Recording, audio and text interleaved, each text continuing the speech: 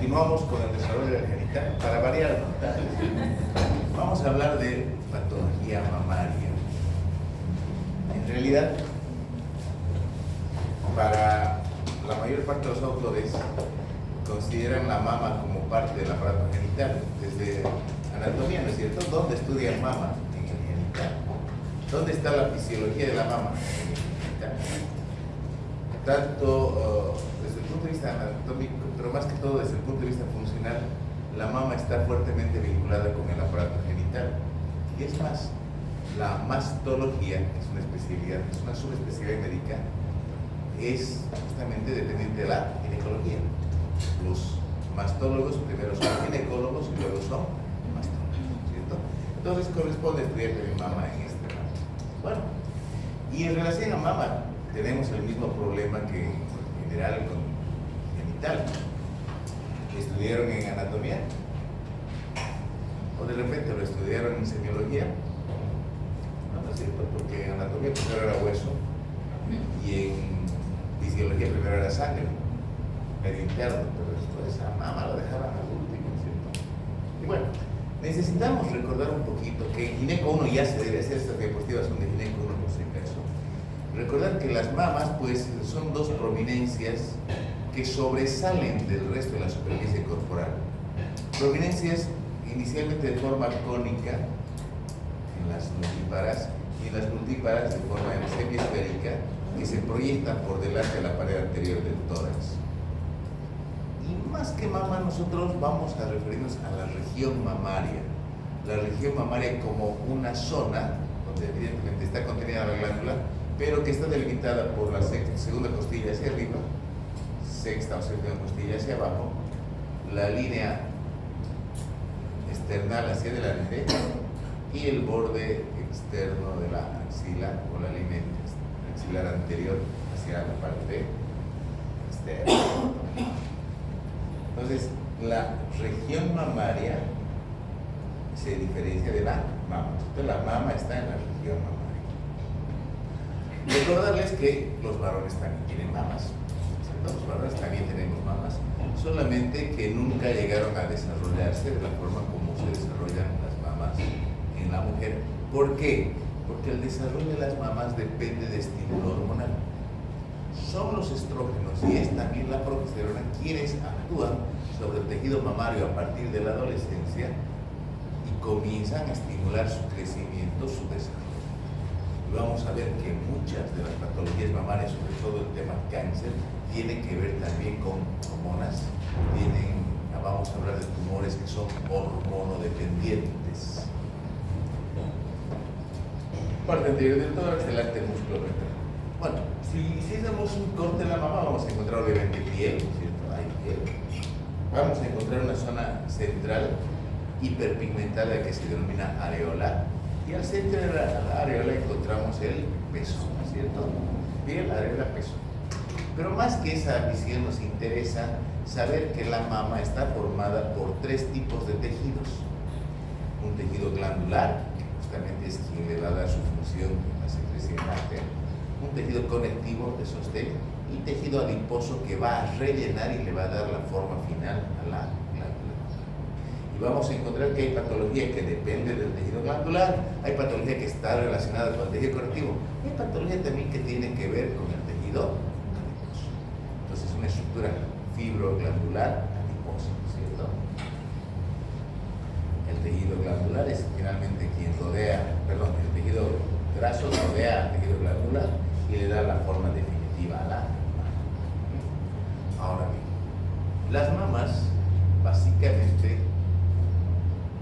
están conformadas por este tejido glandular que se distribuye entre 15 y 20 lóbulos. Son 15 a 20 lóbulos que se disponen en el contorno de forma radial.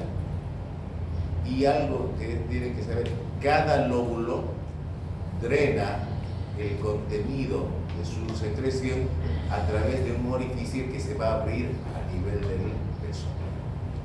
O sea, en el pezón vamos a encontrar entre 15 y 20 orificios que corresponden a los conductos galactóforos que están recogiendo la secreción de cada uno de los lóbulos.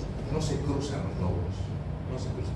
Cada lóbulo de manera independiente va a vaciar su secreción por su propio conducto galactóforo, que se va a abrir a través del orificio galactóforo en la región del peso. ¿Sí? Tejido conectivo, ya lo hemos mencionado, el de sostén y áreos. Ahora bien, cada lóbulo tiene su conducto, pero hay una partecita del conducto que se dilata un poquito antes de llegar hacia el pezón en la región retroareolar, detrás de la areola, y esa región se llama seno galactóforo. ¿Sí? El pezón, ya sabemos, es la porción cilíndrica, la porción que se proyecta, donde se abren los orificios 15 a 20, que corresponden a los 15 a 20 lóbulos que tiene la glándula. Otro dato también interesante, a nivel de la areola vamos a encontrar ese tejido hiperpigmentado donde vamos a encontrar glándulas sebáceas, que en realidad se denominan glándulas de Morgagni. Aquí hay que aclarar, las glándulas de Morgagni en la mujer gestante se hipertrofian y pasan a llamarse tubérculos de Montgomery. O sea, Montgomery es en la mujer con cambios estacionales, Morgagni en la mujer que no está en cambio. ¿Sí? Entonces es una pregunta de examen que no la bien. Aquí está la glándula mamaria. Bien, estos son los glóbulos mamarios. Cada lóbulo mamario tiene su propio conducto y por su conducto se va a abrir en la región del pezón. Hay una pequeña dilatación del conducto antes de llegar al pezón. Esta porción se llama seno galactóforo, ¿cierto? Bien. Histológicamente, los lóbulos están formados por acinos. Podemos ver los acinos. Estas son las células que producen la leche. Y los acinos están rodeadas por una célula mioepitelial, que quiere decir mios músculos, una célula epitelial pero con características musculares, que es capaz de contraerse. Al contraerse esta célula mioepitelial va a producir el vaciamiento del acino. Entonces vamos entendiendo un poquito más el tema hormonal. Vamos a entender que los estrógenos actúan en el desarrollo de la glándula mamaria, promoviendo el desarrollo de los conductos. Que la progesterona actúa a nivel del desarrollo de la glándula mamaria, promoviendo el desarrollo de los acinos. Los estrógenos estimulan, promueven el desarrollo de los conductos. La progesterona, el desarrollo de los acinos. Ahora, digamos, la producción de la leche está a cargo de una hormona, esta vez ya no es de origen ovárico, sino de origen hipofisiario, que se llama prolactina. Y la expulsión de la leche está a cargo de una hormona que se almacena en la neurohipófisis, que se denomina oxitocina. La prolactina actúa acá, promoviendo la producción de la leche en una glándula que ya está preparada por progesterona, y la oxitocina promueve la expulsión de la leche, promoviendo la contracción de esta célula mioepitelial. La glándula mamaria, evidentemente, es un órgano diana de por lo menos 4 hormonas que están promoviendo su función: estrógenos, progesterona, prolactina y oxitocina.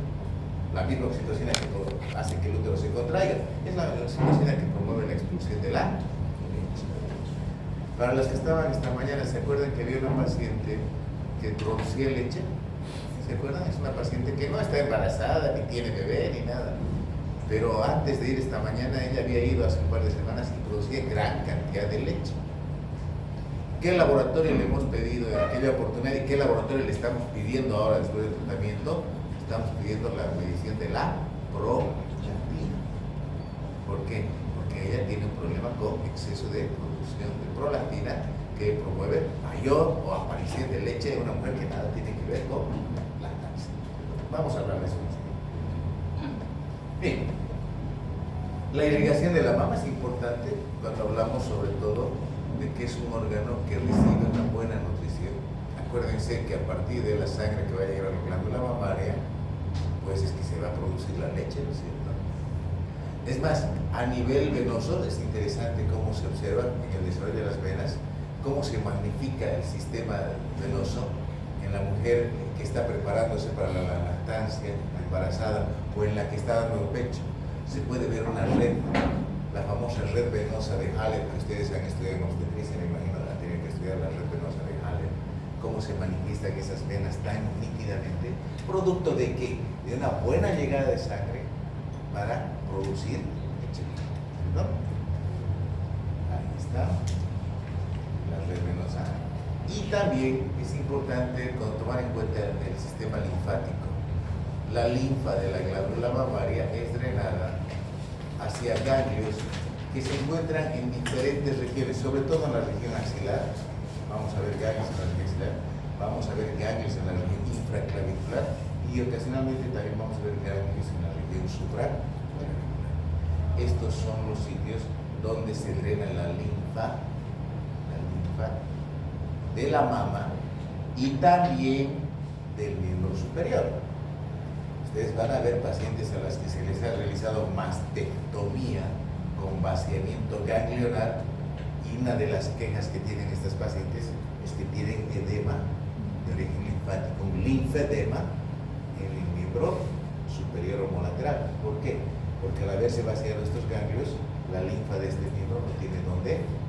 Van a ver que está con ese problema de un edema de origen linfático. ¿Cierto? Ahora, embriológicamente hay más de 2 mamas. Embriológicamente hay varias mamas. En realidad, las mamas aparecen en el periodo embrionario formando una línea que se extiende desde la región axilar, pasa por la región pectoral y llega inclusive hasta la región inguinal. Esa es la llamada línea mamaria primitiva. En la línea mamaria primitiva ocurren los cambios que dan origen a varias mamas. Recuerdo de esto es el tema de los perritos, las gatitas, las perritas. Esto tienen varias mamas a lo largo de esa línea. En la especie humana, todas estas mamas evolucionan, desaparecen por completo y solamente quedan las de la región, ¿sí? La línea mamaria. Aquí hay una cosita más, de repente ahí está la línea mamaria primitiva. Se extiende desde la axila, pasa por la región pectoral y se extiende hasta la región inguinal. En todo este trayecto se forman mamas que posteriormente evolucionan, desaparecen completamente, persistiendo solamente en condiciones normales las de la región pectoral. Bien. Ahora, ese breve recuerdo de la anatomía. Vamos a la semiología.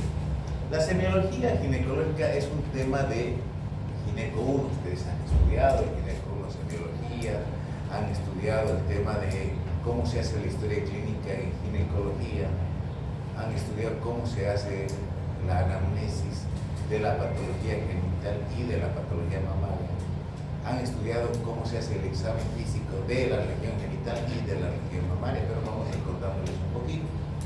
Como ya les han enseñado en Gineco 1 y estamos repitiendo en Gineco 2, repetido vale por vale. Entonces, lo primero que tenemos que tener en cuenta en la paciente que acude por patología mamaria es una buena anamnesis. Hay que hacer una buena anamnesis, un buen interrogatorio, donde no solamente tiene que consignarse el motivo de la consulta, sino también son importantes los antecedentes. Es importante el tema de los antecedentes.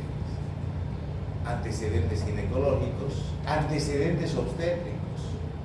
Antecedentes ginecológicos en relación a la menarca, al ritmo menstrual, ¿cierto? A la menopausia si corresponde. Antecedentes obstétricos en relación al número de gestaciones y sobre todo si en esas gestaciones hubo o no lactancia materna y cuánto tiempo duró esa lactancia. Van a escuchar ustedes el hecho de que una mujer debe lactar en cierta forma está protegiéndola para el desarrollo de una serie de enfermedades. No solamente le hacen bien al bebé, le hacen bien también a la propia alma. Eso les enseñan los pediatras sobre todo, ¿cierto? Es importante también tomar en cuenta los antecedentes familiares, heredofamiliares. Así como hablábamos hace una semana del tema ovario, también acá tenemos que mencionar que en el tema de mama hay cierta predisposición genética para desarrollar patología, sobre todo maligna. La mamá está viva, la mamá está sanita, y en todos los familiares de primera, la abuelita, las hermanas, vale la pena cuestionar. Ayer justamente una paciente un poco preocupada nos decía: yo tengo problema de cáncer en mi familia y tengo temor de desarrollar cáncer. Bueno, vamos a desarrollar. ¿Quiénes tuvieron cáncer? Tuvo cáncer mi hermana, tuvo cáncer mi mamá, tuvo cáncer mi abuelita. Ya nos complicamos, nos asustamos. Pero vayamos desmenuzando un poquito. ¿Qué tipo de cáncer? Cáncer de útero. Mamá descartada, no era mamá, no viene al tema. Pero ¿qué tipo de cáncer? Cáncer de cuello uterino. Ya tranquila, no se preocupe. Usted ya está estereotipizada, ya está estereotipizada. No puede desarrollar un cáncer de cuello uterino porque allá no hemos hablado de predisposición familiar, ¿no es cierto? ¿De qué hemos hablado en cuello uterino? De virus del papiloma humano. Es una infección que se transmite a través de las relaciones. Eso tiene que ver el tema. Pero si nos dijese, sí, mi madre tuvo problema de ovario, ¿qué dijimos la semana pasada? Hay que tomar en cuenta, hay que hacerle tamizaje, hay que hacerle seguimiento. Si nos dice, sí, mi madre tuvo problema de cáncer, es un factor de riesgo a tomar muy en cuenta para realizar un buen diagnóstico. Obviamente, ahora viene la enfermedad actual, ha dicho antecedentes, viene la enfermedad actual, y en la enfermedad actual le preguntarán, pues, qué, cómo, cuándo, dónde, qué es lo que siente, una bolita, un nódulo, desde cuándo lo siente, le provoca dolor, no le provoca dolor, hizo algún examen, tomó algún medicamento, todo lo que tiene que ver con eso tiene que preguntarlo.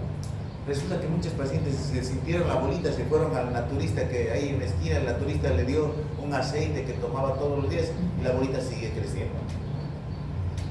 Es más, cuando ustedes vayan al plan, hay una línea de metro que pasa donde hay un naturista y dice, hace todo, hace amarres, ¿cierto? Para que la pareja vuelva a ver. Cura huesos, ¿sí? Cura próstata, cura vesícula, cura útero, todo hace el naturista. Y vieran la gente, uno cuando pasa, ve cómo hace cola la gente. Lamentablemente, esos son nuestras principales competencias. Entonces, hay que aprender qué hizo. Resulta que les van a decir, ya he tomado esto, ya mi amiga me dijo que tome esto, mi vecina me dijo que esto me va a hacer bien. Ya vienen con dedicación, con tiempo perdido para problemas distintos. Luego de hacer una buena anamnesis, corresponde hacer el examen físico. ¿Sí? Hay que hacer el examen físico y hay que aprovechar este momento para enseñarle de repente a que se realice el autoexamen de las mamas. Eso es interesante, que una mujer sepa hacerse el autoexamen de las mamas, porque de esta forma ella va a detectar de manera más precoz que yendo al médico algún problema que pueda presentar. Y vamos viendo un poquito. Para el examen de las mamas, nosotros inicialmente podemos dividir la glándula a través de un par de coordenadas que pasen por el centro del pezón, una línea vertical y una línea horizontal. Y de esta forma tenemos 4 cuadrantes. 2 cuadrantes superiores, 2 cuadrantes inferiores, 2 cuadrantes internos y 2 cuadrantes externos. Entonces hablamos el cuadrante superexterno, el cuadrante superointerno, el cuadrante inferointerno, el cuadrante inferoexterno. Y además tomamos en cuenta esta que es la prolongación, la cola axilar, la región axilar. ¿Sí? Entonces, el examen de la mama debe incluir necesariamente los 4 cuadrantes y la prolongación axilar, la cola axilar. ¿Sí? De esta forma tenemos un examen completo de la mama. Otros hablan de horarios. La verdad que con el tema horarios son demasiado precisos. Dicen a horas 1 se palpa nódulo. Y ahora con el advenimiento de los relojes digitales, pocos ya saben dónde está la hora. ¿Sí? Saben que es la hora, pero ¿dónde está la hora? ¿Sí? Aquí está la hora. Esta es 1:30, 2 horas. No, ¿cierto? Bueno, ponen hora al mediodía, a las 3, 6, 9. Pero ya no hay mucho reloj digital, ¿cierto? O sea, no hay mucho reloj analógico. Bien, ahí está. Entonces, ¿qué se hace al hacer el examen de la mama? Se hacen 2 cosas. Se ve y se toca. Inspección y palpación. El examen de la mama incluye 2 procedimientos similares, son la inspección y la palpación. Vamos a ver Y para ver, primero tenemos que tener las mamas expuestas. Hay que decirle, señora, por favor, le voy a pedir que se quite la ropita, la parte superior, vamos a hacer el examen de las mamas. Y le vamos a pedir que permanezca sentada y luego se recueste. Sentada, ¿cómo? En tres tipos de posiciones. Le podemos pedir que coloque las manos en la región de la nuca. Eso provoca contracción de los pectorales y las manos se proyectan. Le podemos pedir que coloque las manos a nivel de la cintura y se proyectan las manos. O le podemos pedir que agarre ambas palmas delante del abdomen y presione una contra la otra. Y es más, le podemos pedir que se incline un poquito más hacia adelante para que se proyecten. En esas tres variedades vamos a ver las mamas. ¿Y qué nos interesa ver? Tamaño, sí, el tamaño.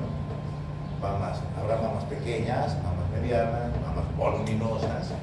La simetría que ambas mamas deberían tener casi el mismo tamaño. Nunca son idénticas por si acaso. Siempre hay una que es más grandecita que la otra. Pero la simetría, ¿no es cierto? La forma, ¿qué forma tiene? Normalmente las mamas de la que no ha tenido embarazo es cónica, semiesférica. Las mamas de las que han tenido varios embarazos son péndulas y cuelgan, ¿no es cierto? Vamos a ver las características de la piel, si hay alguna modificación en el color, en la superficie de la piel, si hay retracciones, si hay estrías, si hay hundimientos, si hay proyecciones, ¿no es cierto? Vamos a examinar el pezón también, si hay algún cambio en las características del pezón, si hay signos de proceso inflamatorio o ulcerativo. ¿Sí? Ahí está bien. Le pedimos que coloque las manos detrás de la nuca y las mamas se pueden ver cómodamente, ¿cierto? Primero vean, sin tocar. Aquí está la otra posición, vean, manos a nivel de la cintura o con las palmas haciendo presión una contra la otra. ¿Qué conseguimos con esto? Contracción de los pectorales, lo que permite la proyección, mejor visualización de las. Y eso hay que ir anotando. Cuando son mamas muy grandes, le puedo pedir que se incline un poquito para que se pueda visualizar. Ahora, todo lo que han visto, anotan, ¿cierto? En la mama derecha se observa una lesión eritematosa, ¿cierto? Con retracción de la piel, ¿cierto? Y luego le van a pedir, ahí están las posiciones, ¿ven? Manos en la nuca, en la cadera, mano contra mano y proyección hacia adelante. Así van a ver, aquí no van a palpar, aquí van a ver. Y luego van a dirigirse también a ver el pezón. Si el pezón tiene alguna modificación, si a nivel de la areola hay una situación, o a veces inclusive secreciones que salen espontáneamente. A continuación viene la palpación. Y la palpación yo les recomiendo siempre que la hagan con paciente recostado. Porque si ustedes quieren palpar en sentada, se va a defender que no van a palpar. Entonces, recuesten a la paciente. Y van a examinar ambas mamas. ¿Me duele la izquierda? Sí, pero voy a comenzar con la derecha. ¿Para qué? Para tener un criterio de comparación. No, pero a mí me está doliendo, ¿por qué me va a tocar la derecha? Es que tengo que comparar esta mama está normal aparentemente, otra esta que tiene alguna lesión. A la paciente la recuestan y le piden que coloque la mano de la mama que van a examinar en la nuca. Ahora ya no son las dos. Mama derecha, mano derecha. Mama izquierda, mano. En esta posición van a proceder con la palpación. Y tienen que palpar toda la mama y tienen que palpar la región axilar. Entonces, hay dos formas. Hay los que hacen de forma radial, esta palpación, y hay las que lo hacen de forma circular. Ustedes pueden escoger una forma, pero una vez que escojan cualquiera, hagan siempre esa forma. No vayan cambiando, porque va a haber territorios que no recorren. Ustedes tienen que palpar toda la mama. Palpar media mama, palpar la mama incompleta, ya no sirve, ya nos quita totalmente. Si van a palpar, palpen completa. Ustedes van a ver cuando hacen evoluciones de mamas hemisféricas, y las palpan, ¿cierto? Ustedes quieren palpar, pálpenlas completas. Hay que hacer un examen completo. Es interesante el hacer de forma circular. Yo utilizo este método, otros utilizan la forma radial. Aquí hay el riesgo de que existan regiones donde dejen de palpar, ¿cierto? Hacen la palpación. Ahora, ahí está la posición, miren, se va a hacer el examen en la mama derecha La mano derecha está en la nuca de la paciente. Inclusive aquí se puede poner un pequeño respaldo para que se proyecte mucho más la mano. ¿Qué van a hacer? Van a identificar, decir, ¿cómo se palpa? No se palpa con un dedo, se hace con 2 o con 3 dedos. Aquí está exagerado con 4. Y ahora, ¿qué tienen que hacer? Identificar todo cambio en la superficie de la piel o en la propia glándula. ¿A qué me refiero cambios? Si hay protuberancias, si hay tumores, si hay retracciones, si hay zonas de dolor, la consistencia, la superficie, la movilidad de la lesión. Hay lesiones que son fijas, como el cangrejito, o lesiones que son desplazables, donde la piel se puede desplazar tranquilamente, que están liberados de los líquidos específicos. Ahí ya tienen un buen criterio clínico, ¿cierto? El cangrejito no es nada bueno, ¿cierto? No es nada bueno encontrar un cangrejito, un mosquito que está arrastrando a un tejido. Pero si se desplaza, de repente ustedes pueden decir tranquila, no parece ser nada malo, porque vienen preocupadas, ¿no? Ahí están las formas de palpación. Hay que hacer la revisión del hueco axilar. ¿Y qué van a buscar en el hueco axilar? Crecimiento de los ganglios. Ahí tienen que buscar ganglios que estén aumentados de ganglios que pueden ser dolorosos o no dolorosos. Y terminan haciendo la expresión de la mama. ¿Qué es la expresión de la mama? Apretar para ver si sale algún tipo de secreción. ¿Sí? Ahí está, aquí encontraron una lesión y la van a despedir a horas 3, o si quieren, en la unión de los cuadrantes internos. Aquí está la axila, ¿cierto? Este es cuadrante superior interno y inferior interno. En la unión de los cuadrantes internos se percibe una masa de tantos centímetros, de tal consistencia, de tal superficie, que es móvil, que es no móvil, que es dolorosa, que no es dolorosa. La van a describir y van a anotar en la historia clínica. ¿Para qué? De repente, para que otra persona cuando lea diga, ah, tengo que revisar porque aquí encontraron lesión y ahora de repente está más grande o ya no está la lesión, ¿cierto? Hay que hacer esa descripción completa. La expresión, esta mañana han visto cómo apretando salió leche, ¿no es cierto? Salió leche. Pueden salir un montón de líquidos, a veces sale líquido verde. Y este es un buen momento para recomendarle a la paciente que ella también puede hacer la inspección y la palpación de sus mamas. Cómoda en su casa, frente al espejo o en la ducha, puede hacer el autoexamen de la mama de una forma muy similar a la que nosotros hemos estado haciendo. Colocarse frente al espejo, visualizar deformaciones, distorsiones, asimetrías, zonas de dolor a la palpación, zonas de cambios, etc. Y ella va a reportar y decir, siento una bolita, me molesta una bolita en tal lugar. Inspección y palpación, ¿cierto? Bien. Ahora bien, todo nódulo que vayamos a encontrar, sobre todo nódulos que no eliminen líquido, debe necesariamente ser estudiado. No le digan es normal. No le digan es normal. Vienen mujeres que dicen, ah, me palpó, ya, está tranquila, se le va a pasar. No, estudienla. Lleguen inclusive a la biopsia para descartar un problema. Bien sensible, mamá, siempre cuídense. Cuídense, mamá. Se toca bolita, puede ser benigna. Es más, lo más probable es que sea benigna. Pero estudiarla. ¿Y cómo se estudia en mama? En mama es básicamente 2 exámenes con los que vamos a comenzar. Con una ecografía y con una mamografía. ¿Sí? Ecografía y mamografía. Si nos dan imagen sospechosa de la ecografía y la mamografía, vamos a hacer biopsia. ¿Sí? Historia clínica, mamografía y ecografía. La mamografía es una radiografía de la mama, ¿sí? Es una radiografía, pero tiene algunas situaciones bien interesantes. La mamografía solo se debe pedir a las mujeres mayores de 40 años. Hace poco vi en una clínica popular por aquí cerca, promoción 2x1, ecografía y mamografía, decía.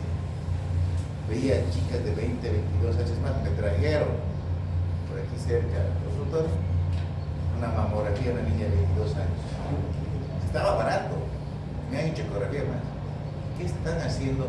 Exponiendo a radiación de manera innecesaria un tejido que es tan sensible como es la.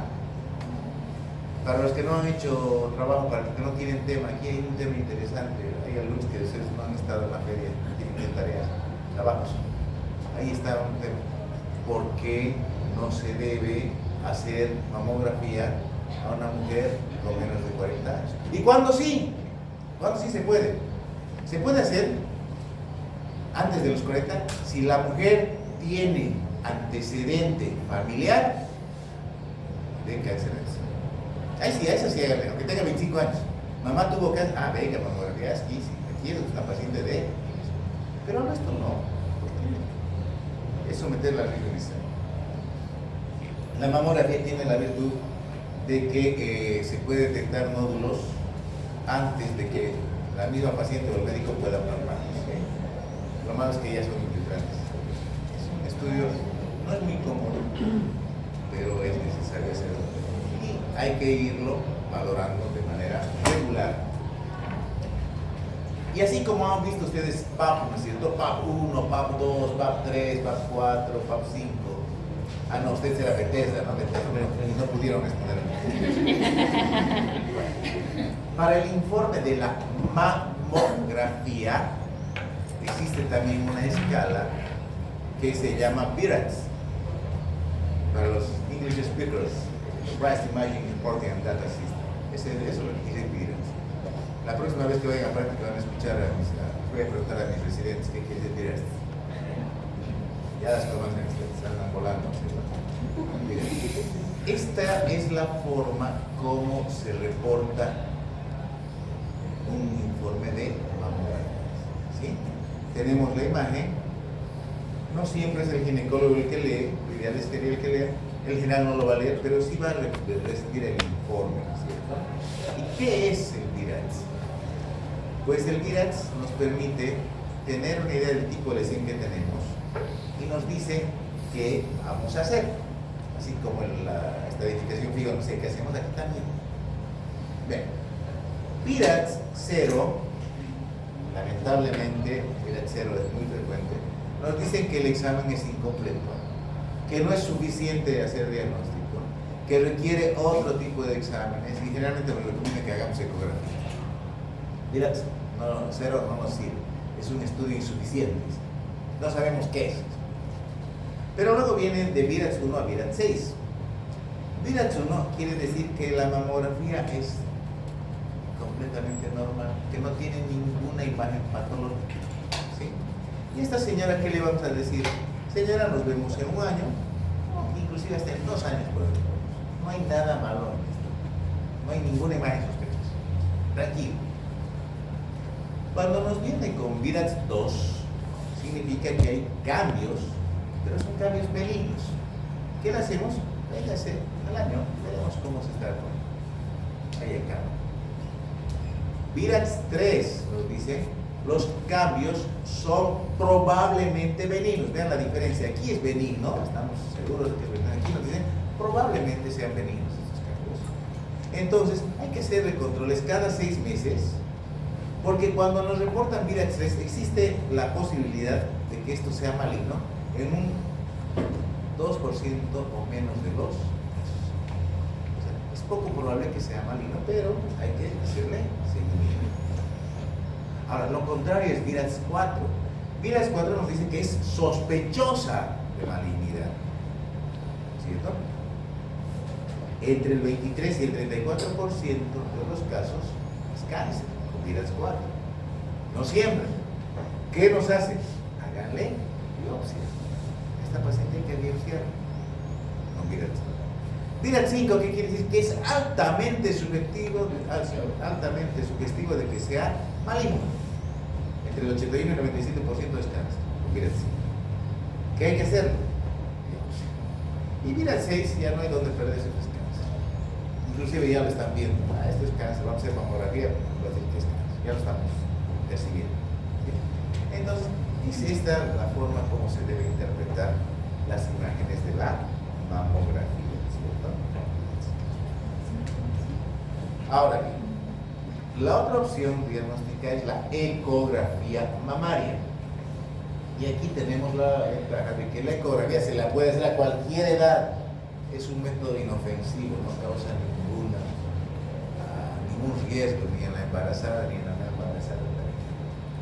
Pero es un método demasiado limitante. Porque básicamente, ¿qué nos va a decir la ecografía? En el cuadrante superior externo, yo ya lo había visto, en el cuadrante yo lo había tocado. Hay una lesión de 3 centímetros, también ya lo sabía. Entonces, clínicamente lo que me está diciendo la ecografía, ya lo sabía. Que está ahora, así nos dicen, a horas 9 a 5 milímetros de la areola, se encuentra una lesión. Pero básicamente, ¿qué es lo que queremos? Queremos que nos diga si lo que estamos tocando es sólido o es quístico. Esa es la principal ventaja de la ecografía. Nos va a indicar esta lesión es sólida o esta lesión es quística. Así de simple, ¿cierto? En las masas sólidas hay contornos regulares, es hiperecogénico. En los quistes el contenido es anecogénico. Entonces, la ecografía tiene utilidad en la diferenciación de masa sólida y masa quística. ¿Sí? Es complicado a veces hacer solamente mamografía y no son estudios que se deben reemplazar uno por otro, más bien son estudios que se apoyan uno por otro. Para ver, le pedimos ecografía y le pedimos mamografía. No hay por qué limitarnos. ¿Sí? Lamentablemente la ecografía nunca es suficiente, ¿no es cierto? No detecta calcificaciones, no diferencia nódulos sólidos benignos de los humanos. Y se puede hacer a cualquier edad, no hay riesgo. ¿Cuál es la prueba definitiva? Desde el momento en que VIH es sospechoso, yo tengo una prueba definitiva que es la biopsia. Y la biopsia la puedo hacer de dos formas. Puedo sacar todo el tumor y llevarlo a la patología, o puedo sacar una parte del tumor y llevarlo a la patología. Pero ¿qué es lo más fácil? Lo más fácil es agarrar una aguja, introducir al nódulo y aspirar el contenido. Ustedes dirán, ¿este es un estudio de citología? No, no es un estudio de citología. Citología sería como un Papá Nicolau, agarrar y llevar para ver células. No, lo que está saliendo en la aguja es tejido. ¿Y ese tejido va a ir a citología o a histología? Es una biopsia. No es un estudio de citología, es un estudio de... Y sacan así varios cilindros, son pequeños cilindros cada agüita, los van a analizar. Eso se llama punción, aspiración aguda. Nos está ayudando a él. Bien, eso en relación a la semiología de la mama. Eso es el tema de gineco, ya lo sabían ustedes, ¿cierto? Gineco, revise sus apuntes. Porque cuando yo tengo gineco, utilizo estas mismas virtudes. Ahora vamos a lo que es la parte de la patología.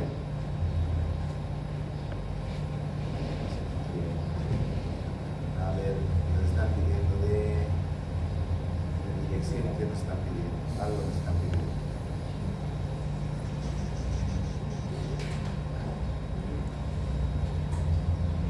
¿Se acuerdan cuando hablamos de vulva? Que había un montón de enfermedades en la vulva. ¿Se acuerdan cuando hablamos de vagina? Había un montón de enfermedades. También a nivel de la mama hay varios tipos de enfermedades. Y además, recuerden, mama tiene piel. Y por lo tanto, una buena parte de la patología que vamos a ver en mama es patología de naturaleza dermatológica. Entonces, hay patología dermatológica igual que en vulva es piel, les decía, va a haber lesiones dermatológicas Bien, comencemos con las malformaciones. Por si acaso no es así la polimastía. La polimastía se refiere a mamas supernumerales. Esto es de una película, ¿sí? Esta es una película antigua, algo con Marte, creo. Bueno, era de fantasías también de algunos, pero no es así. Las mamas supernumerarias, se llama polimastía, van a extenderse a lo largo de la línea mamaria primitiva, ¿cierto? Entonces, si va a haber más mamas de lo normal, estas van a localizarse entre la axila y la... Eso es polimastía. Cuando, y esto es muy frecuente, no es la mama, sino el pezón lo que está en exceso, se llama politelia. Polimastia, mamas supernumerales, pezones supernumerales se llama politelia. ¿Dónde estarán ubicados esos pezones supernumerarios? A lo largo de la línea mamaria. ¿Y por qué polimastia y politelia? Porque se refiere a una reabsorción incompleta de los cambios que se produjeron a lo largo de la línea mamaria primitiva. Muy frecuente, muy frecuente. Estéticamente, sí, un poquito incómodo, sobre todo la politelia, ¿no? Pezoncitos, ¿no?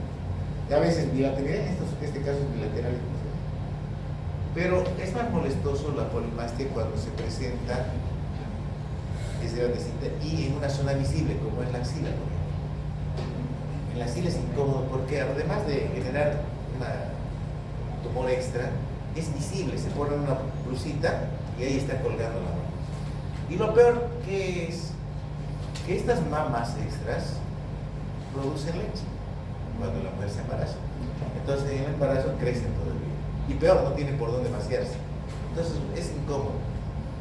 Entonces, el tratamiento de la polimastia y cuando sea necesario de la politelia es quirúrgico, es sacar. Y obviamente hay que mandar a biopsia, de repente es otra cosa. Entonces, varias veces nos ha pasado de que son los cirujanos sí, no se meten. Entonces dicen, voy a operar un lipoma en axila. Bueno, lipoma es del cirujano. Aunque es región mamaria, ¿no? Es región mamaria, pero el cirujano que... Y después había sido mamá supernumerarial. Ahora acá entonces, se puede confundir con los lipomas, que son frecuentes sobre todo en las mujeres que tienen sobrepeso, acumular lipomas en la región, puede pasar. Puede haber ausencia de mamas o ausencia de pezones, también, pero eso es más raro. Pueden haber mamas muy voluminosas, macromastias, o mamas muy pequeñitas, las micromastias. Pezones grandes, pezones pequeños. Alteraciones de la forma, hemos dicho, la mama normalmente tiene forma cónica o semiesférica. Pueden haber mamas aplanadas, discoides, cilíndricas, etc. Pero este tipo de lesiones, estas mamas que no se quieren, por ejemplo, una mira a un lado, otra mira al otro, son consecuencias no de malformaciones, sino de defectos en la cirugía. Cuando se vayan a recomendar a unas pacientes que se haga una cirugía plástica de prótesis mamaria, recomiendan un buen plástico, ¿verdad? Buen plástico. ¿Saben cuál es el buen plástico? Se van a dar cuenta, no es cuestión de que le quede bonito solamente. Es ese plástico que le va a decir, señora, antes de que yo le haga la cirugía, vaya a ser a su ginecólogo, a su mastólogo, que le haga una ecografía, por lo menos una ecografía. Que le haga un examen que descarte cualquier lesión. Varias veces los llaman los plásticos, te cuento que he encontrado un tumorcito, estaba colocando la prótesis y me ha salido este tejido. Pésimo. Entonces, hay que tener mucho cuidado. Para la prótesis debería ser valorada. Si no es por el mismo plástico, puede hacer inspección, palpación, estudiar sus diapositivas de cuando era estudiante. Esto es de mano. Descartaré, le haré una punción, mandaré a hacer. Porque lo que llega y lo primero que les dicen, ¿qué es? Lo primero que dicen los plásticos, ¿de qué tamaño quieren? ¿Cuánto tiene para pagar? Tengo esta de 250, este 300, esta que me ha llegado recién de 350 ml. Y después de que lo operaron, nunca más las controlan, ¿no? Dicen, va a venir a su control. Se va a hacer su mamografía anual, señora, usted tiene 45 años y está haciendo prótesis. Hágase una mamografía cada año. Nada. Ya le pagaron, ya cobró, el plástico desaparece. ¿Sí o no? Y tenemos prótesis que se dan la vuelta. ¿Sí? Hay prótesis que vienen por casas y acomodando nosotros ahí para que se sientan. Y hay mamas que quedan así, ¿no? Si yo tomo a esta la veo y otra a esta. Como si se odiasen las mamas. ¿Saben por qué? Y aquí muchos estudiantes de seguro tienen que ver en esto. Porque hay un grupo de cirujanos generales, quizás ustedes los conocen, quizás trabajan con nosotros, que se dedican a hacer plástica. Y consiguen sus promotores, y lo sé porque tenemos un montón de los que hacen promotores, que consiguen pacientes, captan pacientes. Incluso desde Brasil los traen a sus pacientes. Les facilitan vivienda, comida y van ganando. Es un movimiento económico bien interesante. Me gustó ese movimiento porque generan sus propios recursos. Pero no escogen buenos cirujanos, son cirujanos generales, no son plásticos. Y ahí tienen complicaciones y después desaparecen, se van al Beni, se escapan de esta clínica, van a aquella otra clínica a trabajar. Y eso pasa. ¿Por qué? Porque no son plásticos certificados. Porque esto necesita experiencia, necesita responsabilidad. Y un cirujano general que está haciendo plástica no es muy responsable, que digamos. Que haga su cursito, que un añito se vaya a hacer plástica y luego vuelva, va a ser mucho más saludable. ¿Sí? Hay mamas, miren, estas mamas aparecen en las que se odian, una aquí, otra aquí. Bien. Habíamos dicho, las mamas son proyecciones de la superficie corporal. ¿Eso qué quiere decir? Que son regiones que están más expuestas a traumas de diferente naturaleza. Las glándulas mamarias, y ahí está una pregunta de examen que me había olvidado decir. Las glándulas mamarias cumplen dos funciones. ¿Cuáles son las funciones que cumple la mamaria? Producción de la leche, bien. Son necesarias para la alimentación del recién nacido, en lo que se llama fase de lactancia. Bien, una. ¿Cuál es la otra función? Fuerte. ¿Exposición de leche? No, pues es lactante. Esa es su función. Para excitación, doctor. ¿Para qué? Eso, es una zona erógena, es una zona que tiene que ver con la sexualidad, ¿cierto? Sí, es parte de las zonas erógenas. Tiene que ver con estimulación sexual, tiene que ver con deseo sexual. Y es una función. Es más, es la función que más frecuentemente se utiliza, ¿cierto? Un añito después de un bebé, lactancia, el resto del tiempo, ¿qué es? Tiene que ver con la función. Y al ser justamente parte de lo que son las erógenas, son víctimas de lesiones. ¿Sí? Mordeduras, manipulaciones, traumas. Y la mama, hemos dicho, es una región bien irrigada. Miren a lo que llegan. Hematomas gigantes por trauma, a veces durante la relación sexual. O son sitios de agresión sexual. El violador se va a excitar estimulando, agarrando, arañando, mordiendo las mamas. Entonces, ¿ven? Hay heridas. El marido celoso, que le ha pescado con otro, ¿no es cierto? A la mujer va a agarrar un cuchillo y va, esta prótesis la pagué yo. ¿Qué le pasó? Con una heridita nada más. Me llegó la paciente con una heridita, por eso no sangraba mucho, ¿no? Pero salía la silicona, ¿no? ¿Qué le pasó? Mi marido, ¿no? ¿Cómo su marido le hace? Sí, pero es que me encontró con un amigo.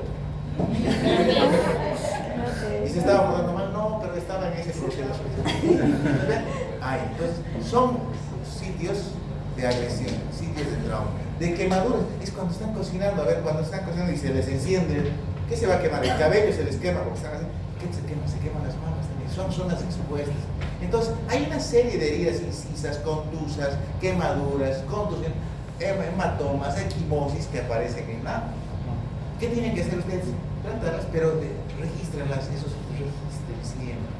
A nivel de la mama derecha, encuentro una equimosis compatible con la forma de una boca, con dientes. Descríbanlas. Van a llegar a informes, les van a pedir informes donde esa paciente que ustedes atendieron hace 2 o 3 semanas tiene una denuncia, la persona una denuncia por abuso. Y como prueba está la lesión. Ustedes la tenían que ver descrito en su historia clínica. Hay una lesión, se visualizan huellas dentales, es de tanto por tanto, está con tantos días de evolución. Ustedes saben en medicina legal cómo va cambiando el color de la equimosis a medida que van pasando los días, ¿cierto? Se va volviendo verde, se vuelve amarilla, todo eso lo tienen que describir. Mamas es importante la semiología y obviamente el tratamiento, ¿cierto? La sutura, el tratamiento, el antibiótico, la curación. Bien, luego vienen los procesos inflamatorios. La inflamación de la mama se llama mastitis. ¿Sí? La inflamación. Y puede ser causada por agentes microbianos, por agentes químicos, hormonales o físicos. Lo más frecuente es que sean microbianos. ¿Sí? Existen 2 variedades de mastitis. Existe una mastitis aguda y una mastitis. ¿Cuál es la importancia? Es un proceso inflamatorio, lo vamos a resolver como un proceso inflamatorio en cualquier parte del cuerpo. El problema está en que estas lesiones de mastitis pueden confundirse con cáncer de mama. Es más, hay una fase del cáncer de mama que evoluciona como si fuese una mastitis. Y hay que tener mucho cuidado con esto. Hay que estar alerta, sobre todo cuando las mastitis no tienen relación con la lactancia. ¿Por qué le apareció mastitis? Hubo golpe, hubo trauma, belleza. Si no hubo nada de eso, de repente es un cáncer que está en una fase inflamatoria. Entonces hay que tener mucho cuidado, ¿sí? Ahora, las mastitis agudas pueden ser de dos clases. La mastitis aguda puede estar relacionada con la lactancia o puede no estar relacionada con la lactancia. Cuando está relacionada con la lactancia se llama mastitis puerperal. Cuando no tiene relación con la lactancia se llama mastitis no puerperal.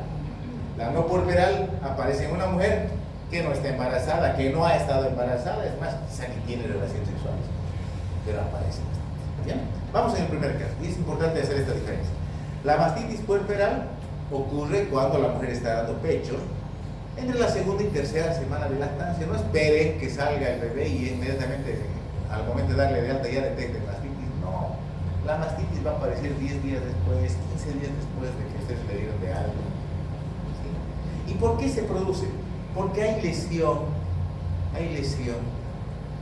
pequeñas lesiones que permiten el ingreso de gérmenes a través de la vía canalicular sobre todo. ¿Sí? ¿Y quiénes son esos gérmenes que ingresan? Básicamente son los estafilococos.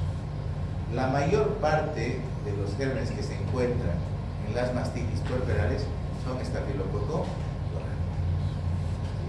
Elemento clave para qué? Para iniciar tratamiento aún antes de que hagan cultivo, antes de que hagan antibiogramas. Primero, piensen en estafilococo y qué antibióticos pueden actuar en contra del estafilococo. Ahí tenemos la cloxacilina, la dicloxacilina como una buena alternativa. ¿Sí? Mujeres en fase de lactancia, estafilococo dorado, ¿sí? Enrojecimiento, ok, pues hay la tetrada de Celso, ¿cierto? Dolor, calor, reporte. En el caso de la no puerperal es menos frecuente, aparecen mujeres en cualquier edad, jóvenes, mayores, puede aparecer en el curso de otras enfermedades, por diseminación hematógena, por sobreinfección, por traumas, y en este caso los gérmenes involucrados suelen ser anaerobios o gram-negativos. Entonces aquí el antibiótico CAME no le van a dar para cocos, ¿cierto? Le van a dar de repente para colis, para proteus, para pseudomonas, lo que ustedes quieran. Pues vayan jugando un poquito con eso. Si está en fase de lactancia, no le den ciprofloxacina. No es nada. En lactancia, cloxacilina, dicloxacilina. ¿Por qué? Porque estamos pensando en estabilidad. No. Estas mastitis van a evolucionar como todo proceso inflamatorio si no se lo corta a tiempo. Eso en fisiopatología aprenden, ¿cierto? El proceso inflamatorio es un proceso progresivo, es un proceso que va a avanzar. Si no es suspendido, va a evolucionar. ¿Y a qué evoluciona? A la formación de absceso. Se autodelimita y se forma una colección. Pues eso es el absceso. Evoluciona hacia absceso. Y cuando hay absceso, ¿qué va a aparecer? Aparte del dolor, calor, va a haber una tumoración que es fluctuante, ¿cierto? Y luego van a ver que la consistencia de esa tumoración va cambiando a medida que van evolucionando los días, hasta que finalmente se hace fluctuante y va a buscar, si es que ustedes no hacen un buen tratamiento, va a buscar la descompresión abriéndose espontáneamente en la zona de mayor debilidad, todo florecido.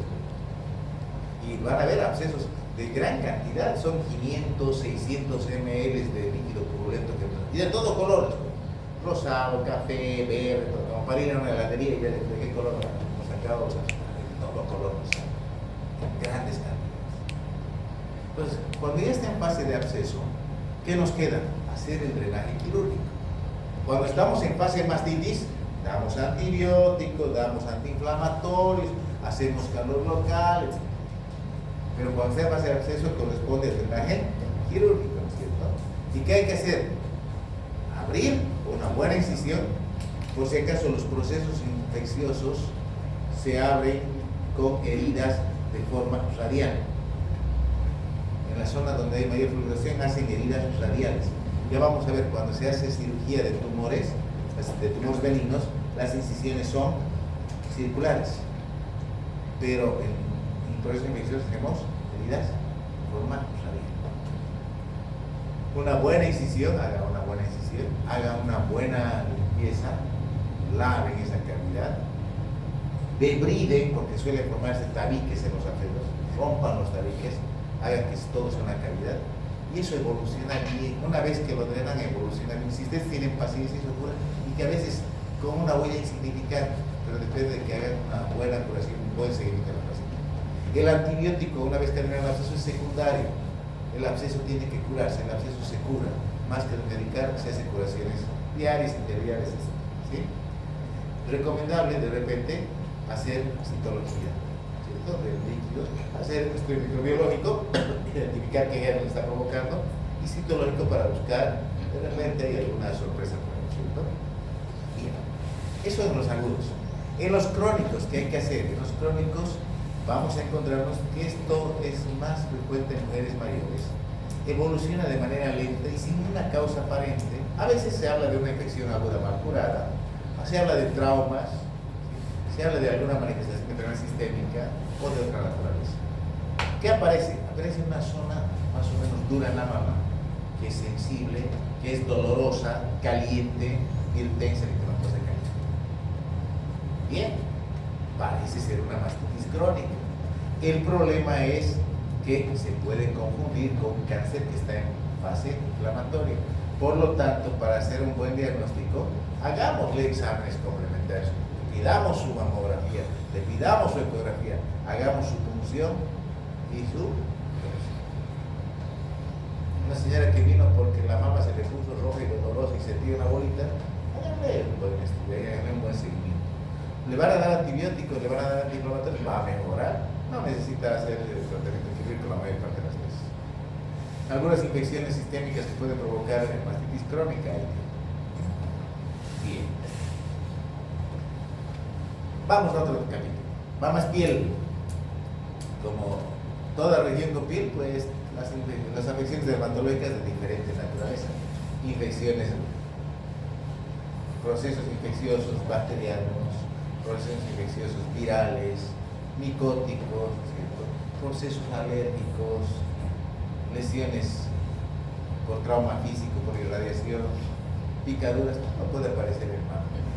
Aquí lo importante es que ustedes sepan de qué se está tratando, ¿cierto? Hay psoriasis en mama, hemos visto psoriasis en vulva, ¿se acuerdan? Hay vitiligo, todo aquello. Entonces, lo que hay en estudiar en dermatología sirve para la mama. Ojo, es mama, cuidado. Bien, dentro de la patología funcional, algo que se ve con cierta frecuencia son los derrames por el pezón. Le decíamos, la paciente esta mañana nos presentaba una secreción de leche. Era bien clarito, blanquito, era leche. Era leche. Y cuando sale leche a través del pezón y la mujer no se encuentra en fase de lactancia, se llama galactorrea. Eso se llama galactorrea. Cuando sale cualquier otro líquido que no sea leche, se llama telorrea. Puede salir sangre, puede salir pus, y a veces les decía, puede salir un líquido azul verdoso, no parece que sale azul, verde, llama la atención, vamos a ver por qué. Pero si no es esto y sale leche, se llama galactorrea. Y aquí hay que estudiar, hay que buscar la causa, qué es lo que está pasando, sobre todo en las galactorias que son más frecuentes. Y tenemos que pensar cómo funciona la secreción de leche por parte de la mama. Inicialmente vamos a pensar en lesiones a nivel del sistema nervioso central, los cuadros de meningitis o encefalitis, o tumores que afectan a la función de la hipófisis. Acuérdense que en la hipófisis se produce una hormona que tiene que ver con la secreción de la leche que se llama prolactina. Los lactótropos, fisiología básica, los lactótropos son células que en la hipófisis se produce prolactina y que normalmente, esto es importante, esta secreción de prolactina no es estimulada, sino más bien es inhibida, ¿recuerdan? Por un compuesto de origen hipotalámico que se le conoce como el compuesto PIF. ¿Qué quiere decir PIF? Por sus siglas en inglés, factor inhibidor de prolactina. Y como ustedes muy bien saben por gineco, tiene que ver con dopamina, ¿cierto? Bueno, entonces ahí tenemos que jugar ese tema, ¿cierto? La prolactina estimula la secreción de la leche, pero la prolactina es inhibida por el PIF. Prolactina, hipófisis, PIF y cocaína. Pueden haber también lesiones endocrinológicas, ¿cierto? Cuadros tiroideos o de origen suprarrenal que puedan afectar la secreción de la prolactina. Estímulos locales. Me acuerdo de un dato bien curioso que vimos en una época con cierta frecuencia: las mujeres que se ponían prótesis comenzaban a producir leche. Bueno, ¿qué tiene que ver la prótesis? Pues la compresión, la estimulación provocaba estimulación para la secreción de leche. Muchos medicamentos, muchos, y aquí sobre todo quienes juegan un papel: los ansiolíticos y los antidepresivos. Mujeres que están tomando antidepresivos de larga evolución, sobre todo los antidepresivos, tienen secreción de leche. Y otros trastornos además, ¿no? El tema del deseo sexual, entonces está inhibido, los órganos están bloqueados, pero tienen ese problema. Anticonceptivos, esteroides. Ahí, este es interesante. Ustedes conocen la ranitidina, ¿no es cierto? Es un bloqueador H2. Y antes había la famotidina también, que es H2, bloqueador H2, y había la cimetidina. Y la cimetidina era bien interesante porque era bastante solicitada, decían que era más potente que la ranitidina, pero la cimetidina provocaba secreción de leche. La ranitidina no tanto, pero sí secreción de leche. Y en el varón provocaba impotencia. Pues, nadie quería tomar ranitidina, pero era un buen bloqueador H2. Bien. Además, puede haber factores locales, enfermedades propias de la mama, ¿no? Que pueden, inclusive tumores malignos, ¿no? Que pueden provocar secreción de leche. Entonces, aquí, ¿qué corresponde? Primero, una buena historia clínica, ¿cierto? Una buena historia clínica. Los antecedentes son importantes, ¿cierto? ¿Qué más hay a nivel local y a nivel general? ¿Qué fármacos consume? Yo consumo antidepresivo. ¿Hace cuánto? Hace 5 años. Veamos. El examen físico. ¿Cómo es la secreción? Si es pus, vamos a pensar en un absceso. Si es leche, ¿cierto? Si es verdosa o de color marrón, este es el líquido verde que decía, corresponde a un cuadro que se llama ectasia ductal. Si es hemática o pseudohemática, de repente es una lesión pre-maligna o es una lesión maligna. Pídanle pruebas de laboratorio, háganle todo lo que quieran, pídanle perfil hormonal, pídanle prolactina, esta es la prueba, así se abrevia prolactina. Aquí está el TSH, LH, estrógeno, progesterona, T3, T4, hemos visto que tiene que ver, ¿cierto? Pero esta es la que se evalúa. Normalmente, para que se pueda, tiene un valor inferior a 20 en las mujeres. Y por encima de 20, nosotros vamos a pensar en una lesión de hiperprolactinemia. Así se llama cuando hay más de 20 nanogramos por ml de prolactina, hiperprolactinemia. Pero cuando hay más de 200, cuando esto está 10 veces por encima de su valor, piensen de repente que hay que pedirle la tomografía claramente. Porque esto puede estar relacionado con un tumor de origen hipoficiario que se llama prolactinoma. Entonces hay que pídale exámenes. Bien, sigamos. Ahí hay que tratarla. Obviamente, ¿cómo se trata inicialmente? Hay que utilizar algún análogo del PIF. Y existen análogos fármacos específicos para el tratamiento de las hiperprolactinemias. La cabergolina es el que se está utilizando actualmente. Bueno, esto vamos por cultura general solamente, ¿cierto? Cuando se desarrolla la mama en el hombre se llama ginecomastia, ¿cierto? Puede ser uni o bilateral. ¿Con qué tiene que ver? ¿En qué casos hemos estado viendo? Me llevan, ¿cierto? Doctor, el otro día mi cortejo, yo soy su paciente, pero el otro día mi cortejo, ¿y por qué el otro día su cortejo? Es que se están creciendo los pechos. A ver, hay que orientarnos. ¿Qué es? ¿Y por qué, sobre todo? Por el uso de esteroides. ¿Dónde? Buena masa muscular, unos bonitos pechos que están creciendo y algo que no funciona. ¿Sí? ¿Cuál es el riesgo? El riesgo es que la ginecomastia se relaciona con cáncer de mama. Luego, dentro de un grupo de anomalías del normal desarrollo y evolución de la mama, se habla de algunos cuadros específicos como la hipertrofia de la mama en la adolescencia. Todas las mujeres tienen que tener pechos grandes, pero hay algunas mujeres que tienen muy grandes y eso genera conflictos también. Es hipertrofia ocurre en la adolescencia. O este tumor que es bien interesante, el que vamos a hablar así. Hipertrofia en la adolescencia, pechos grandes, ¿cierto? Etiología desconocida, de base hormonal, repercusión psicológica en la paciente, tratamiento quirúrgico. Aquí se hace una reducción mamaria. El fibroadenoma, este nos interesa. El fibroadenoma es el tumor benigno más frecuente de la mama. ¿Sí? Está formada, como su nombre indica, por tejido fibroso y por tejido glandular, por eso fibroadenoma. ¿Sí? Ocurre en mujeres jóvenes. Se habla de una zona de la mama que ha aumentado la sensibilidad a los estrógenos, por eso comienza a crecer en esa zona, y se lo palpa, se lo percibe como un pequeño tumorcito, bien circunscrito, móvil. Acuérdense de las patitas, no hay patitas de cangrejo aquí, no es maligno, no se propaga.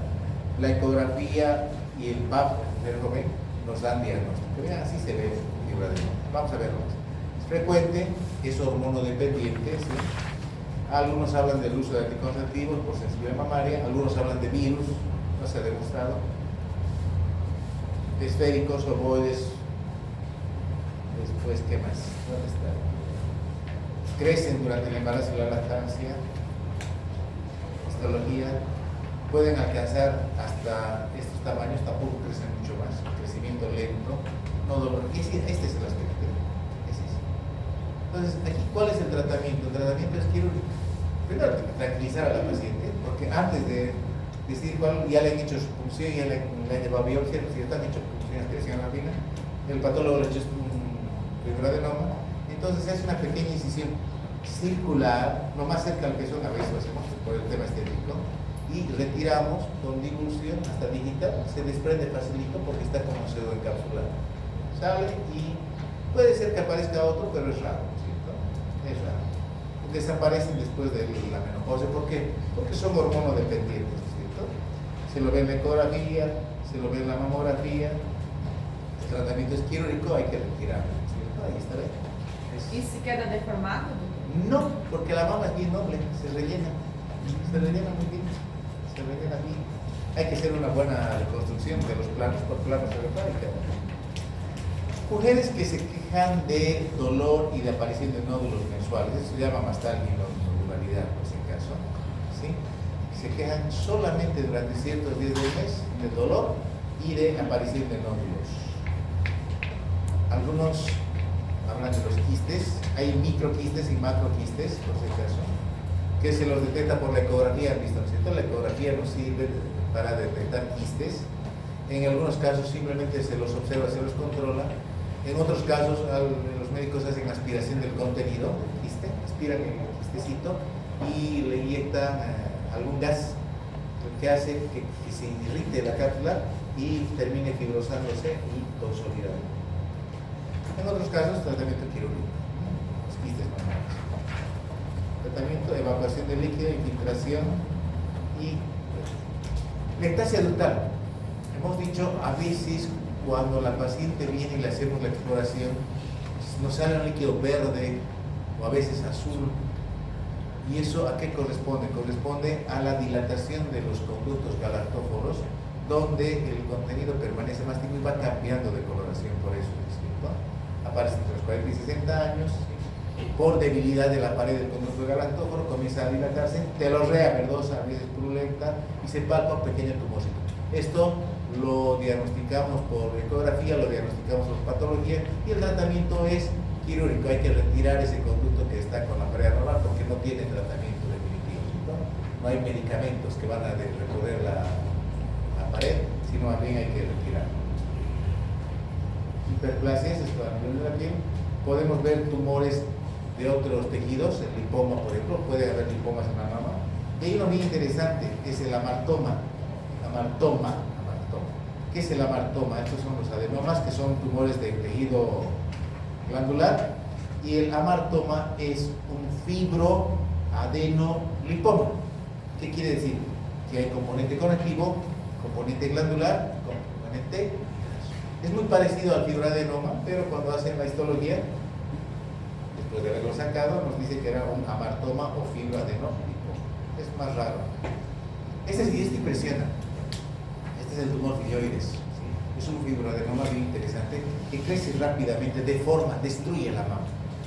¿Sí? Destruye la mama. Obliga a mastectomía radical a veces por la forma, la velocidad con la que crece y la impresión que causa. El famoso tumor filioides. Es unilateral, por si acaso. Obliga a la mastectomía por el crecimiento amplio. Hay que tener mucho cuidado con no dejar pedacitos en los bordes porque puede volver a crecer. ¿Cierto? Aunque no es un cáncer, es un tumor que puede recibir. El papiloma intraductal, que es un pequeño tumorcito que se desarrolla en la luz del conducto galactóforo. ¿Sí? Puede llegar a tener algunos milímetros o hasta algunos centímetros. común en la menopausia. ¿Ve? Dentro del conducto hay un crecimiento benigno, se llama papiloma, ¿cierto? Dentro del conducto. Causa dolor, causa tumor y causa secreción de la reproducción. Ahí está papiloma intraductal. ¿Cuánto tiempo tengo? Tengo 5 minutos. El caso de ya hemos hablado por si acaso, el caso ya no estamos repitiendo, diapositiva repetida vale por 2. ¿Puede haber reacción al cuerpo extraño? Sí, muchas veces. Hay que hacer biopsia cuando aparecen cuerpos extraños. ¿Y dónde está lo que nos interesa ahorita? Vamos a hablar un poquito de esto. Fístulas también.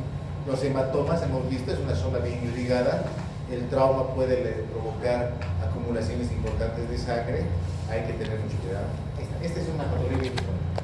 Cuando la arquitectura de la glándula mamaria se distorsiona, se deforma, y vemos que hay un cambio del tejido glandular por tejido conectivo, y simultáneamente van apareciendo quistes, hablamos de lo que se llama mastopatía fibroquística. ¿Qué quiere decir fibroquística? Hay una destrucción de la arquitectura, hay un reemplazo de la glándula por tejido conectivo, y en ese proceso aparecen pequeños, medianos quistecitos, generalmente bilaterales. Eso se llama mastopatía fibroquística. Este es un proceso que no tiene cura por si acaso. Lo que hacemos con el tratamiento médico es detener la evolución. Lo que dañado está, dañado queda. Lo que se reemplazó por tejido conectivo, ahí lo que reemplazado queda. Lo que hacemos es detener ese proceso de destrucción con algunos medicamentos, vitamina E, aceite primo, las hormonas. ¿Para qué? Para que el proceso no continúe, ¿sí? Entonces, ¿qué se puede ver cuando se hace la punción o cuando se tiene que sacar alguna tumoración? Reemplazo de glándula por tejido conectivo y aparición de quistes. Claro, la mastopatía fibroquística. ¿Qué se ve en la ecografía? Miren, quistecitos. Estos son quistecitos múltiples que aparecen destruyendo la normal anatomía de la glándula. Eso es a lo que queríamos llegar. Aquí son 5 diapositivas las importantes. El cáncer de mama, cáncer, crecimiento incontrolado, tiene 3 grupos de factores de riesgo. Los factores que se llaman hormonales, los no hormonales y los factores genéticos hereditarios. Factores de riesgo hormonales. Todo lo que hemos visto por sobreexposición a estrógenos, ¿se acuerdan? En hiperplasia, en pólipo, en cáncer endometrio, los mismos aquí vienen. ¿Sí? Menarquia temprana, menopausia tardía, nuliparidad, obesidad, hipertensión.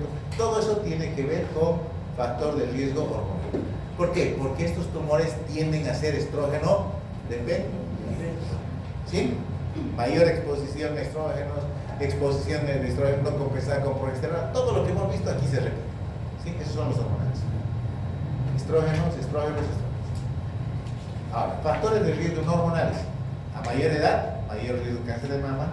Exposición a radiación. Ahora me entienden por qué la mujer joven no debería hacerse mamografías. La exposición a radiaciones predispone a cáncer. El tema cáncer de ovario se relaciona también, vamos a decir, y otras patologías de la mama que no han sido diagnosticadas oportunamente y tratadas adecuadamente pueden ser factores de riesgo no hormonales. Y lo más importante quizás es los factores genéticos.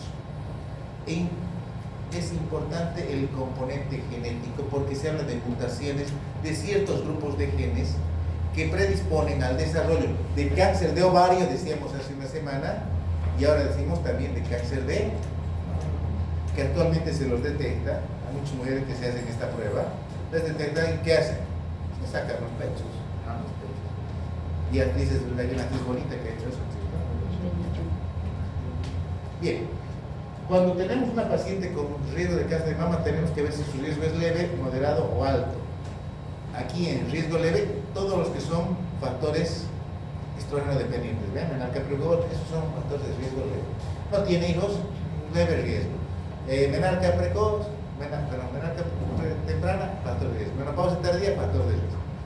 Riesgo moderado, hablamos de familiares de primer grado que tienen cáncer, exposición a radiaciones o estudios mamográficos sospechosos previos. Y riesgo alto cuando hay más de un familiar con cáncer de mama. ¿Ven? Entonces, el riesgo más importante es el hecho de tener familiares que han hecho cáncer de mama.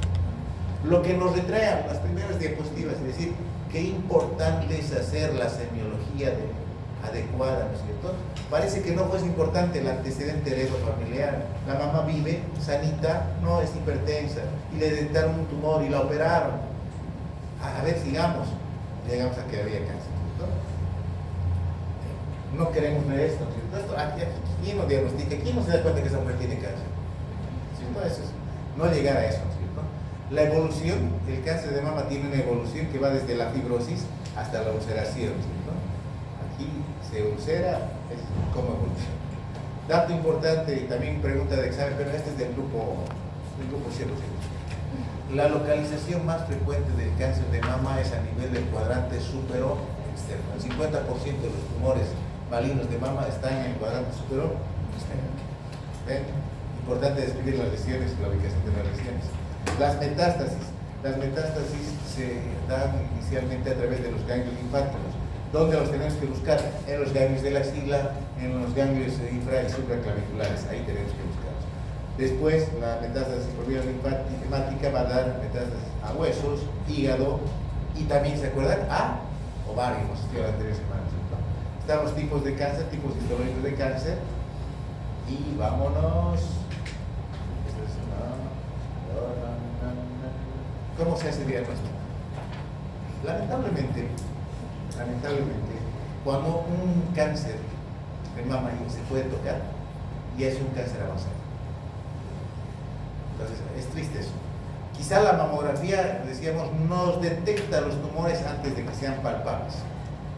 Entonces, toda mujer que perciba un nódulo tiene que ser estudiada. Esta es la primera manifestación, un nódulo. Puede haber o no dolor, modificaciones en el pezón, crecimiento.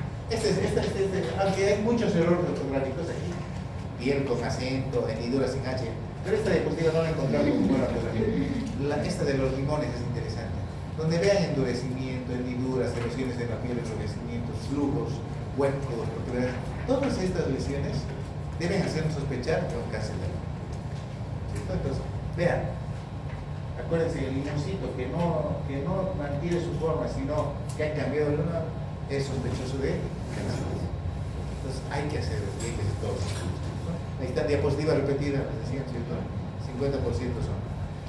Es importante el examen físico, la mamografía, hemos dicho, nos determina las lesiones, se hace ecografía, se hace biopsia, ahí está la función especial final, ¿cierto? La estadificación, ¿hay también estadificación? Sí, señores, hay estadificación, ¿cierto? La TNM, ahí está TNM, ¿cierto? Y la FIGO, aquí está la FIGO. ¿Sí puede preguntar FIGO? No. En cáncer de cuello uterino sí, pero ven, desde 0 hasta 4. La misma forma de estadificar, ¿cierto? Y finalmente en el tratamiento, se hace cirugía, se hace radioterapia, se hace quimioterapia, se hace hormono, ¿cierto? Acuérdense, son tumores estrógenos dependientes. Bloqueamos la acción de los estrógenos a nivel mamario y eso va a reducir la posibilidad de crecimiento del cáncer de mama. Y eso es lo que tenemos para hoy. Bien, estamos ya en la recta final, nos falta un solo tema, así que tranquilos, alegres. Este mes más, por favor, les insisto, asistan a la práctica. Esta mañana habían 3, 4, creo. Eran 5 los que anótense para que puedan participar una vez más. Han visto que lo que hablamos aquí es lo que se ve, lo que se hace allá. Sí. Hemos visto hiperplaquinemia, hemos visto prolactina, básico. Entonces, de repente hay un caso clínico que tiene hiperplaquinemia, ¿qué le van a hacer? Le dan prolactina. Entonces, vean, hay cosas que les sirven para vayan al hospital, los espero. ¿Listo? ¿Alguna pregunta?